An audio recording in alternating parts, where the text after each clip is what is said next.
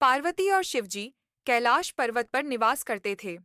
एक दिन पार्वती माता स्नान करने जा रही थीं। उन्होंने अपने उबटन स्नान से पूर्व शरीर पर लगाए जाने वाले चंदन, हल्दी और अन्य औषधियों के मिश्रण से एक सुंदर बालक की रचना की। उन्होंने उस बालक को जीवन प्रदान किया और उसे आदेश दिया कि जब तक वे स्नान कर रही हैं, कोई भी अंदर न आए।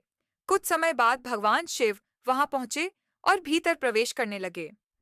बालक ने उन्हें रोका और कहा, मेरी माता स्नान कर रही हैं, आप भीतर नहीं जा सकते। शिव जी को यह बात अच्छी नहीं लगी। उन्होंने कहा, मैं कैलाश का स्वामी हूँ, मुझे कोई नहीं रोक सकता। लेकिन बालक अडिग रहा। गुस्से में आकर भगवान शिव ने अपने गणों को आदेश दिया कि बालक को रास्ते से हटाया जाए, परंतु वह बालक अत्यंत बलशाली था। उसने सभी गणों को पराजित कर दिया। अंत में भगवान शिव ने क्रोधित होकर स्वयं उसका सिर धड़ से अलग कर दिया। जब माता पार्वती बाहर आईं और अपने पुत्र को मृत पाया, तो वे अत्यंत दुखी और क्रोधित हो गईं। उन्होंने संपूर्ण सृष्टि को संकट में डालने की धमकी दी। तब भगवान ब्रह्मा, विष्णु और इंद्र ने हस्तक्षेप किया और शिवजी से बालक को पुनर्जीवित करने का आग्रह किया। भगवान शिव ने कहा, जंगल की दिशा में जाओ, जो भी प्राणी सबसे पहले मिले, उसका सिर लाकर इस बालक पर स्थापित करो। देवताओं ने जंगल में एक गजराज हाथी देखा और उसका सिर लाकर बालक के धड़ पर लगाया।